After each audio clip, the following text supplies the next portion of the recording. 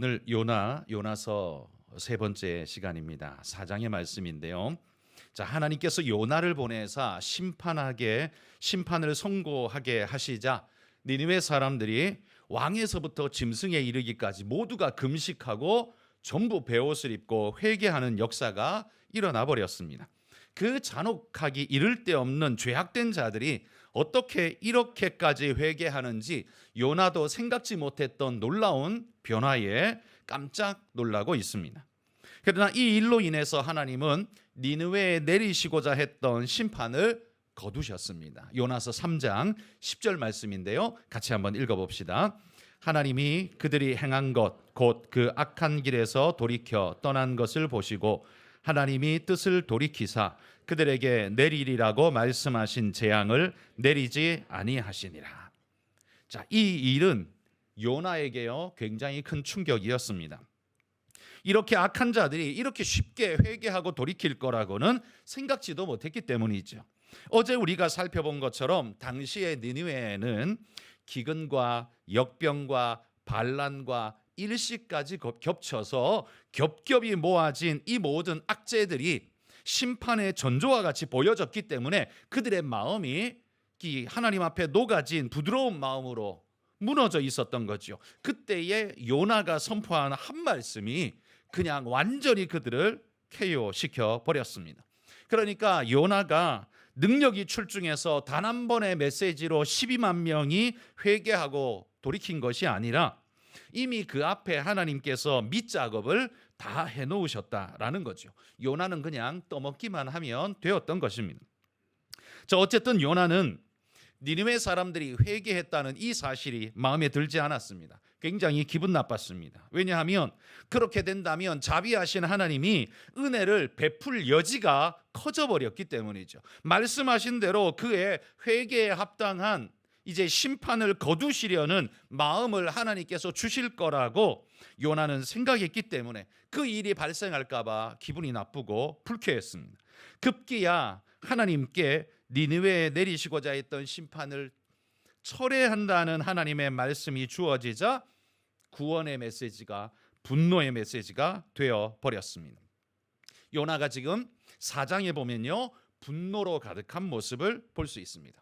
1장에서는 하나님의 말씀이 싫어서 피했고요. 2장에서는 자기에게 주어진 진노가 두려워서 벌벌 떨면서 엎드려 기도했습니다.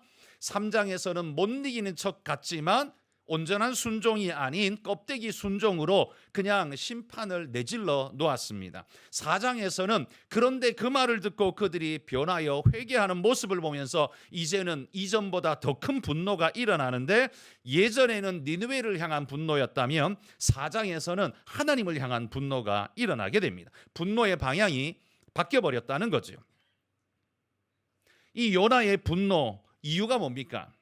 그건 그가 볼 때 이 불의한 자에게 자비를 내리신다는 건 그건 불의한 일이라고 요나가 생각하기 때문입니다.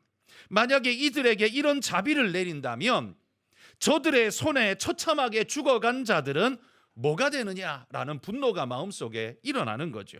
여러분 이 말은 일리 있는 말 아닙니까? 요나의 분노하는 이유를 우리는 사실 마음속에 동의가 됩니다. 이해가 됩니다.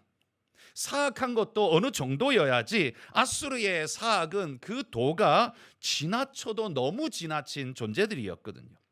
그런데 이들에게 자비를 베푼다는 것 그건 정의를 파괴시키는 무질서의 죄를 조장하는 것과 마찬가지의 일이라고 요나는 볼 수밖에 없었다는 거죠. 그리고 지금 그 일을 하시려고 하는 하나님은 불의하다고 요나가 볼 때는 생각이 드는 겁니다. 요나는 자기 의에 푹 빠져서 자기 스스로를 지금 하나님마저 심판하는 심판자 자리에 올려놓고 있는 모습을 볼 수 있죠. 지금까지는요 요나의 피고인석에 누가 있었냐면 니느웨가 있었습니다. 그리고는 하나님 앞에 때를 쓰면서 저자에게 유죄를 선고해 달라고 때를 쓰고 있었습니다. 그런데 4장에 와서는요 니느웨만 피고인석에 앉아 있는 게 아니라 이제는 하나님도 피고인석에 앉혀놓고 자기가 심판석에 앉아서 하나님까지 이제는 정죄하고 있다는 겁니다. 그러자 4장 4절에 하나님이 요나에게 이렇게 물으시죠. 네가 성내는 게 옳으냐 묻습니다. 그러자 요나가 즉각 대답합니다. 9절에 보면 내가 성내어 죽기까지 할지라도 옳으니이다. 세상에 이런 선지자가 어디 있습니까? 요나는 굉장히 독한 사람이었습니다. 하나님 앞에 이렇게 대든 사람이 세상에 어디 있었습니까? 성경에 요나만큼 하나님 앞에 직접적으로 대든 사람은 요나 외에는 없었습니다. 유일무이한 존재였다는 거죠. 이렇게 자기 의에 사로잡혀서 성내고 있는 요나는 하나님의 예수님의 비유에 나오는 탕자의 그 형, 탕자 비유에 나오는 그 형을 연상케 합니다. 여러분, 그 이야기는 여러분이 너무나 잘 아시죠? 동생이 아버지가 버젓이 생존해 계심에도 불구하고 내 몫의 유산을 내놓으라고 소리치면서 행패를 부려서 아버지가 어쩔 수 없이 그에게 돌아갈 몫의 유산을 떼어서 현금화해가지고 그의 손에 쥐어줬습니다. 그러자 그는 그거 받아들고는 냉큼 다른 나라로 가서는 그 돈을 가지고 허랑방탕하게 쓰는데 가당치도 않은 자들과 어울리면서 허랑방탕하게 그 모든 것을 써버립니다. 자신이 노력해서 얻은 것도 아닌 주제에 아버지가 일군 그 땀 흘려 일군 재산을 마치 자기 재산인 것처럼 그렇게 빼앗아가더니만 합당치도 않은 놈들하고 술 퍼마시고 노름하고 율락가를 드나들며 이거 그냥 펑펑 다 써버렸습니다. 마치 아버지의 땀과 희생이 일생 동안 흘린 아버지의 땀과 희생이 술집 하수구로 다 빨려 들어가는 것 같은 그런 비참한 꼴이 되어버렸다는 거죠. 여러분, 아무리 많은 재산이라도 이렇게 허랑방탕한 자에게는 남아날 수가 없는 것이죠. 그러자 이 탕자는요 금방 돈이 다 떨어져 버렸습니다. 그러자 그에게 둘도 없는 친구 같아 보였던 자들도 돈과 함께 다 사라져 버렸습니다. 거들떠도 보지 않고 다 가버린 거예요. 게다가 그 나라의 흉년까지 겹쳤다라고 말합니다. 돌봐줄 여력이 말라버린 거죠. 지금까지는요 향락과 즐거움이 자기 능력에 기인한 것으로 착각하고 흥청망청했지만 나는 이런 걸 누릴 자격이 있어 마치 그런 것처럼 누렸지만 자신이 이렇게 돈이 떨어지고 기근에 흉년에 자기가 비참한 모습에 떨어지고 나니까 아무도 자기를 돌아보지 않을 뿐만 아니라 자기도 자기를 건사할 수 없는 무능하고 허비된 존재라는 사실을 그제서야 발견하는 겁니다. 현실 직시를 그때서야 하게 되는 거죠. 술과 노름은 고사하고 굶어 죽지 않기 위해서 무슨 일이든 해야 입에 풀칠이라도 하는 상태가 돼버렸습니다. 그래서 허드렛 일을 해주면서 돼지가 먹는 쥐염 열매, 이건 유대인들에게는요 절대로 부정해서 취급도 안 하는 것, 만지지도 않는 것인데 그거마저라도 얻지 못하는 상태가 그에게 주어졌다는 거죠. 돼지가 먹는 그 율법에 부정하다 말하는 돼지가 먹는 쥐염 열매조차 그에게 허락되지 않았다는 게 어떤 의미겠습니까? 돼지보다 못한 존재라는 말입니다. 하나님이 돼지를 저주스럽게 생각하신다면 그는 돼지보다 더 저주스러운 존재가 돼버렸다라는 그런 상징적인 의미가 거기 있는 겁니다.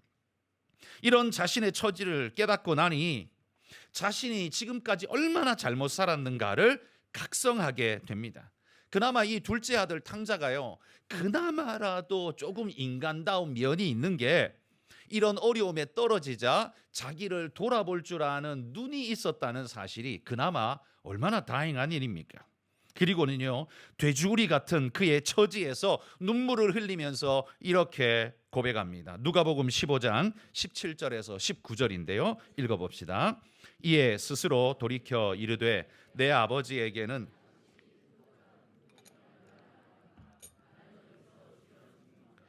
내가 일어나 아버지께 가서 이르기를 아버지 내가 하늘과 아버지께 죄를 지었사오니 지금부터는 아버지의 아들이라 일컬음을 감당하지 못하겠나이다. 나를 품꾼의 하나로 보소서 하리라 하고. 그는 염치가 없었지만 아버지에게 가는 것 외에는 살 방법이 없다는 사실을 그는 깨닫죠. 그리고는 부끄럽지만 너무너무 죄스럽지만 얼굴을 들 수가 없지만 아버지에게로 그 발걸음을 향하여 가게 됩니다. 아마 그 가는 걸음걸음 눈물 자국 아니었을까라고 생각됩니다. 자기 죄에 대한 회개의 눈물 자국을 흘리면서 갔을 것 같아요.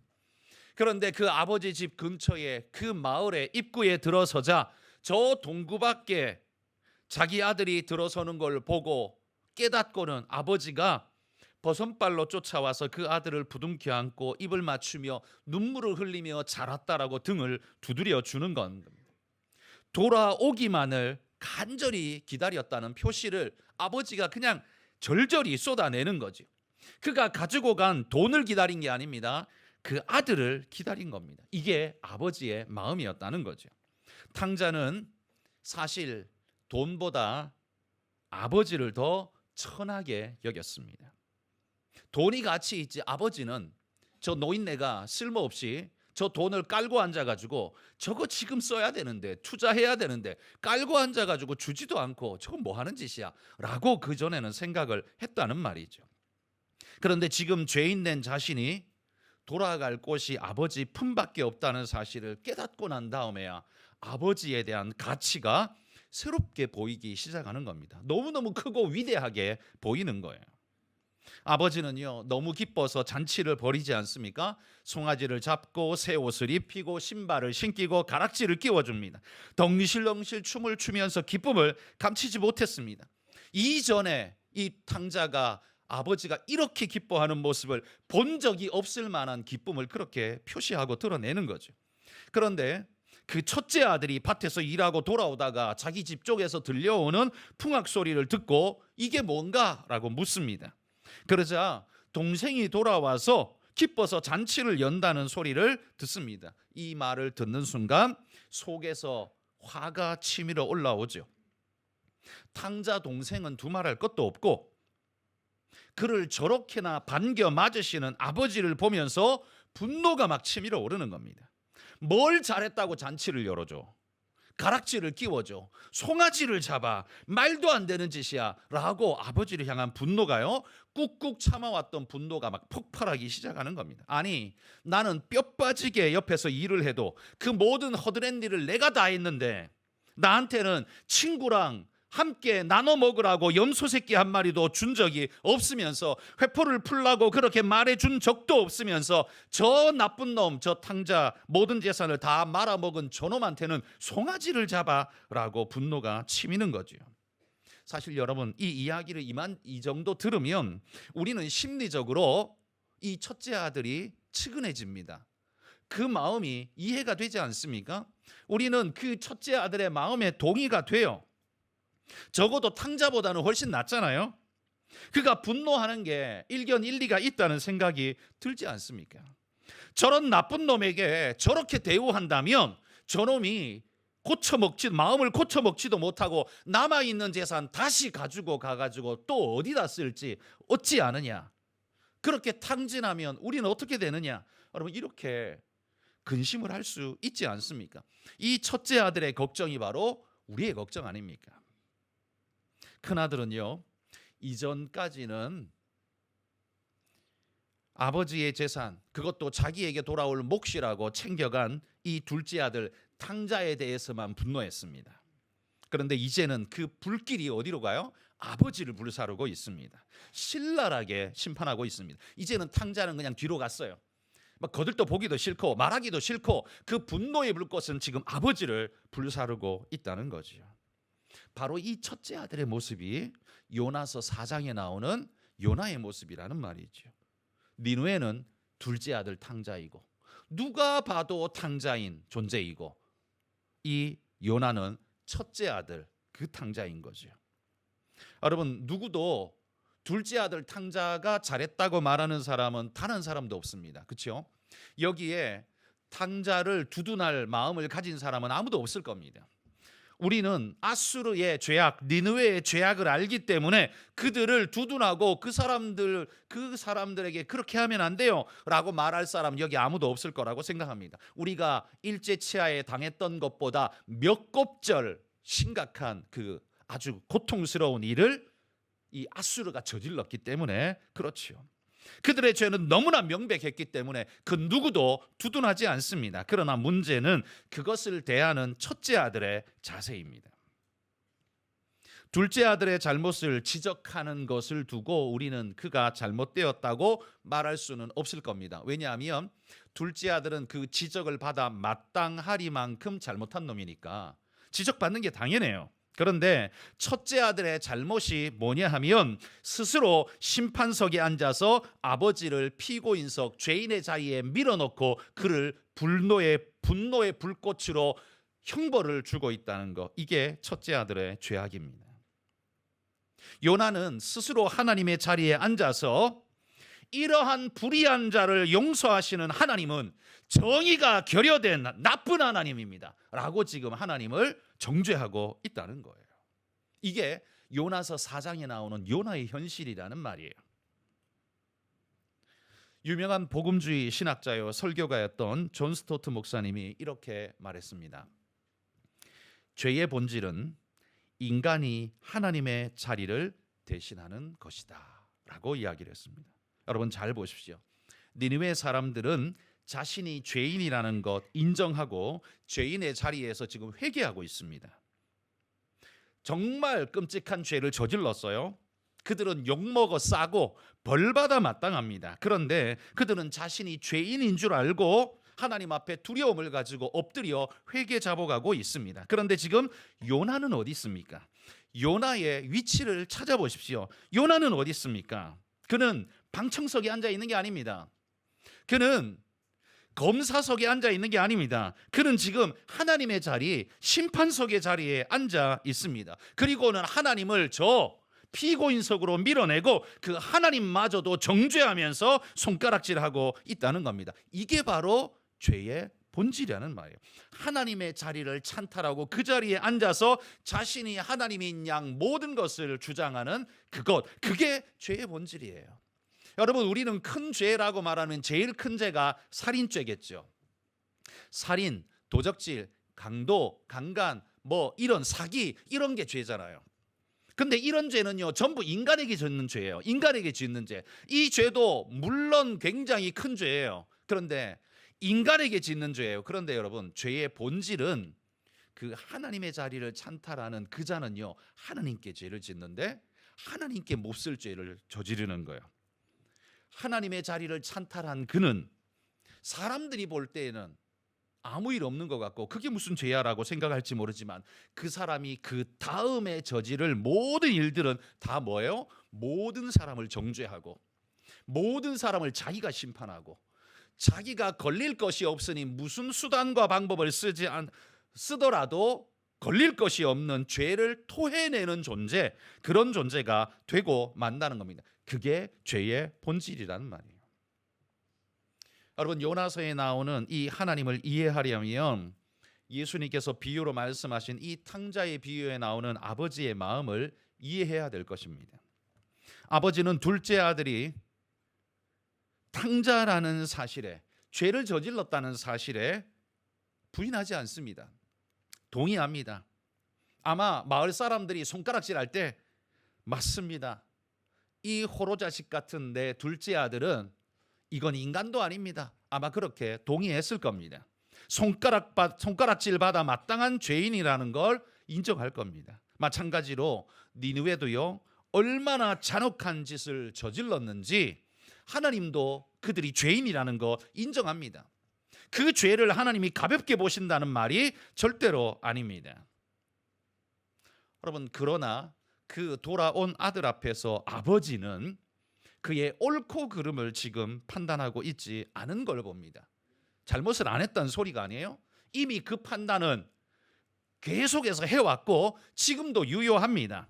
그러나 아버지는 지금 이 순간 정의의 차원에서 판단하려 하기보다 사랑의 차원에서 그를 판단하고 그의 앞길을 열어가려고 그렇게 지금 행하고 계시다는 거죠. 그러니까 과거의 죄를 낱낱이 밝혀내서 드러내는 것보다 이미 그의 죄상은요 더 이상 밝혀낼 필요도 없을 만큼 다 드러나 있으니 그러면 이 순간 더 나은 내일을 위해 어떻게 해야 할까? 이게 아버지의 선택이요 아버지의 판단이었다는 말이죠. 여러분, 니느웨의 죄는 판단받아 마땅한 죄입니다. 그러나 하나님은 지금 요나를 통해서 뭘 하고 싶은가 하면, 모든 사람이 정죄하는 그 정죄를 같이 하고 있는 거 아니고, 그가 지금 당장 죽어야 된다고 말하는 게 아니고, 하나님은 지금 내일을 아름답게 하기를 원하고 계시는 거예요. 죄인이라 할지라도 회개하고 돌이켜 더 이상 죄에 거하지 아니하고 의와 진리의 편에서 새 삶을 살아가기를 원하신다는 거죠. 이게 하나님의 판단이라는 말이에요. 죄를 죄 아니라고 말하는 게 아닙니다. 죄인을 죄로 정죄하고 끝난다면 하나님의 공의는 달성할 겁니다. 하나님의 공의는 지켜지겠지만 결국 그 죄인을 그 죄로 끊임없이 부추기며 몰고 가던 사탄만이 승리하는 꼴이 되지 않겠습니까? 그 죄인을 뒤에서 부추겨서 죽음으로 몰고 가던 사탄, 하나님이 공의만 가지고 그를 너는 죄지었으니 너는 지옥 하고 그냥 그 순간 죽여버리고 지옥으로 보낸다면 사탄만 옆에서 박수치고 있겠죠. 오늘도 한 건 했다, 그러지 않을까요? 하나님이 원하는 게 사탄이 박수치는 그 일일까요? 하나님은 이 사탄의 악한 괴계를 무력화시키고자 하십니다. 그 무력화의 가장 좋은 방법이 뭐냐 하면, 죄인이 회개하고 돌이켜 다시는 그 죄에 끌려다니지 않는 것입니다. 그리고 하나님의 편에서 공의와 정의를 행하면서 살아가도록 그를 가이드하는 것, 그게 하나님께서 그에게 주시는 최종적인 판단, 하나님이 원하는 판단이라는 말이에요. 그때야 비로소 그렇게 되면 사탄은 어떻게 할까요? 내 계획이 다 망쳤어, 막 분노하면서 분기탱천하여 일어나지 않겠습니까? 여러분, 하나님은요 요나가 분노하는 거 그걸 원하는 게 아니라, 네가 해야 할 일은 그게 아니야. 네가 해야 할 일은 사탄이 분노하도록, 사탄이 자기 계획이 다 틀어졌다고 분노하도록, 오히려 너는 그렇게 해야 될 사람이야. 네가 해야 할 일은 정죄하고 죽이고 파괴시키는 게 아니라 마귀가 승리했다고 박수칠 수 없도록 그 일을 해야 될 사람, 그게 선지자, 네가 해야 할 일이야. 하나님이 요나에게 그렇게 말씀하신다는 거예요. 여러분, 그러기 위해서는요 둘째 아들 탕자도 니느웨 사람들도 회개하고 하나님 앞에 돌아와 자신들이 죄인인 것을 자복하고 더 이상 그 죄의 길을 가지 않겠습니다라고 결단하고 그의 방향을 돌이키는 것입니다. 이게 진짜 승리이고 이게 진짜 하나님의 최종적인 심판이라는 말이죠. 결론이라는 말이에요. 그래서 우리는요 하나님의 이런 마음 없이 오늘 당장 심판하고 죽여야 된다고 말하고 있는, 마귀가 옆에서 박수를 치든 말든 이게 마귀적이든 아니든 상관없습니다. 오늘 끝장내야 내 마음이 시원하다고 말하는 이 첫째 아들, 집안의 탕자 요나가 바로 그 탕자라는 말이죠. 왜냐하면 그도 아버지의 길을 벗어난 자이기 때문입니다. 요나는 하나님의 길을 벗어난 자이기 때문에 그렇습니다.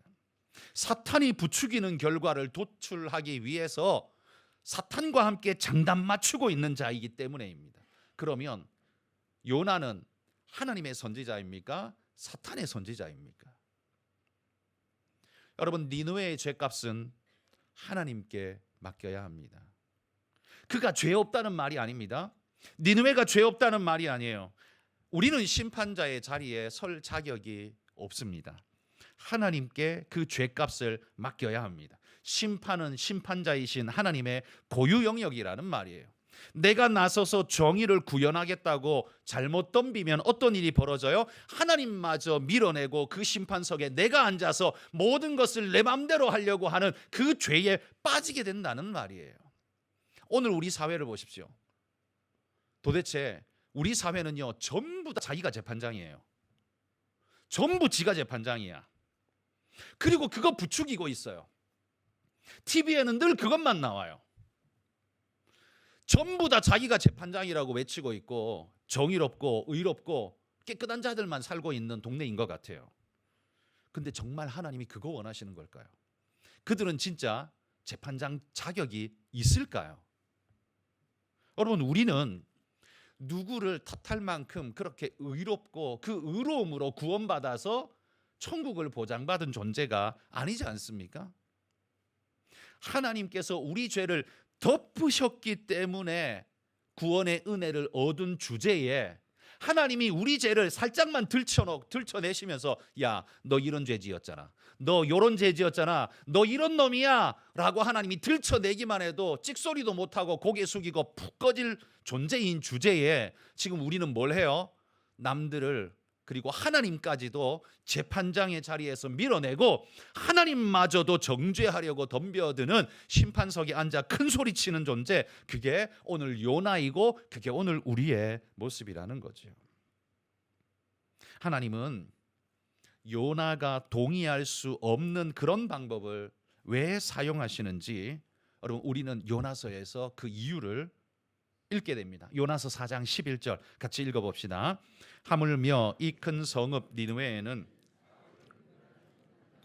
12만여 명이요 가축도 많이 있나니 내가 어찌 아끼지 아니하겠느냐 하시니라. 여러분 하나님의 눈이 어디를 보고 있는지를 유심히 살펴보십시오. 우리도 그걸 놓치지 말아야 한다는 말이죠. 하나님의 선택에는요 12만여 명이 관계되어 있습니다. 그들을 아끼지 않을 수가 없다고 말합니다.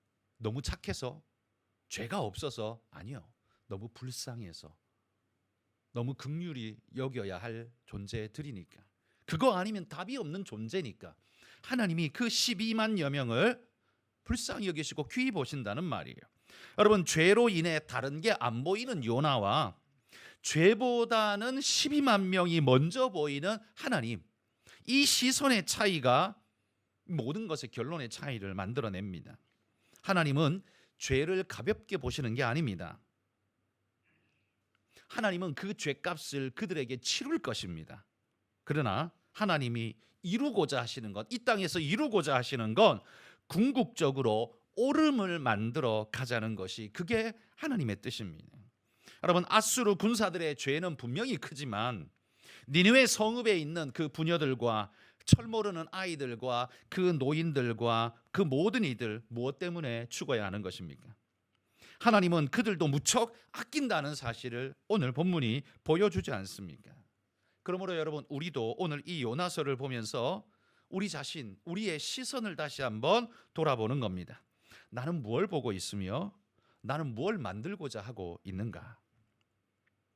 나의 분노는 사탄과 동역하고 있는 것 아니며 나의 이 난리치고 있는 모습은 하나님의 길에 역행하고 있는 것 아닌가?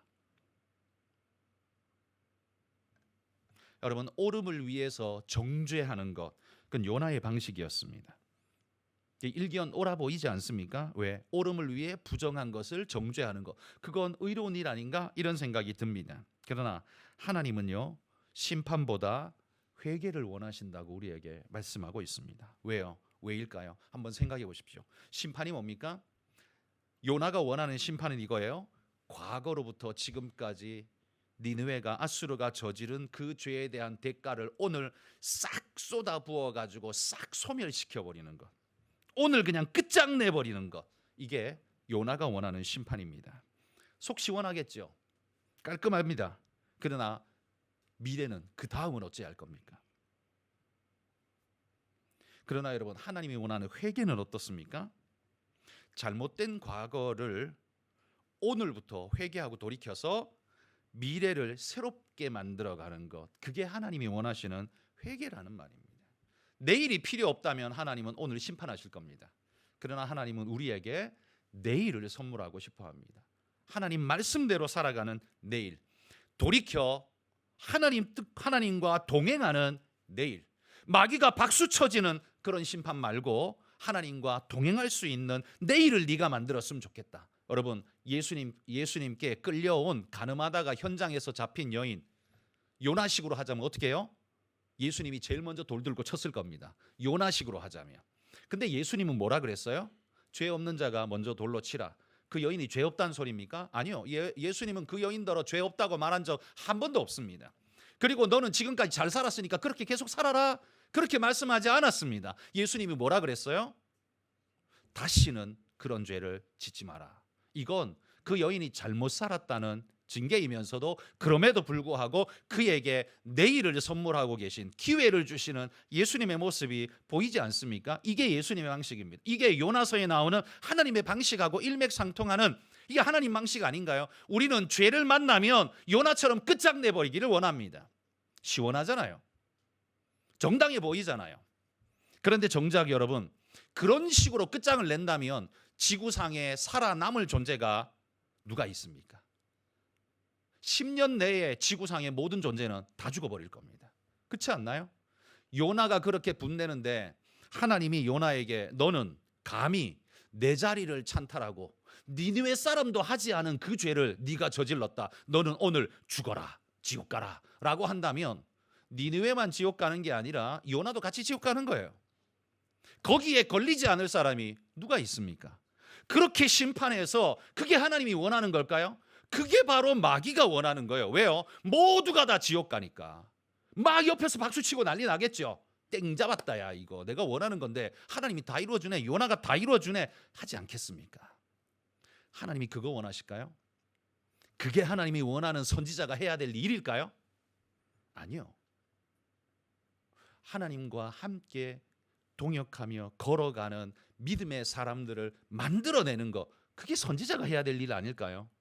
심판은 하나님이 하실 겁니다. 언제 심판하셔도 하나님의 몫이에요. 하나님이 하실 거예요. 그럼 내가 대신 하려고 하지 말고 내가 해야 되는 건 뭐예요? 그 사람이 회개하고 돌이켜 하나님과 함께 보조 맞춰서 에녹처럼 함께 걸어가는 자가 될 수 있도록, 그렇게 믿음의 사람이 되도록 건설적인 미래를 만들어내도록 그렇게 이끌어주는 자, 그게 진정한 선지자 아닐까요? 우리는 선지자가 죄를 정확하게 지적하면서 가감없는 형벌을 쏟아붓는 것이 그게 멋진 선지자라고 생각하지만 그건 마귀의 일을 이루는 것일 뿐이지 하나님의 일을 이루는 건 아닙니다. 그렇게 끝장내자면 세상에 이미 수천 년 전에 끝났을 겁니다. 이미 가인 때부터 이미 끝났을 거예요. 아담 때에 끝났겠죠. 여러분, 그게 하나님의 원하는 거라고 생각하십니까? 우리는 지금도 요나같이 살기를 원합니다. 왜? 그게 정의로워 보이거든요. 그런데 정작 하나님이 나를 요나처럼 대하시려고 하면 사랑의 하나님이 어떻게 그럴 수 있습니까? 이렇게 또 돌변하는 게 그게 또 우리예요. 이중자 때 내로남불, 그게 우리의 모습이라는 겁니다.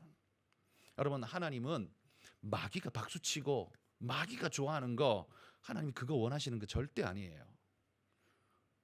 우리가 원하는 것도 주님이 원하는 그걸 함께 원할 수 있도록 여러분 그런 마음 가지고, 물론 그의 죄, 니느웨의 죄, 탕자의 죄, 우리는 그 죄에 대해서는 절대로 박수 쳐줄 수도 없고 그 죄는 정죄받아 마땅한 죄입니다. 그건 분명한 사실이에요. 지지하지도 두둔하지도 않습니다. 그러나 그렇다고 오늘 끝장낼 겁니까? 하나님은 내일을 주시려고 하는데 12만여 명을 불쌍히 여기는 게 옳지 아니하냐 말하는데 그걸 내가 끝장을 내요? 그건 누가 준 자격이에요? 나한테 그런 권한이 있어요? 내가 그럴 만한, 나한테 그런 큰 의로움이나 대단한 권세가 있어요? 없어요.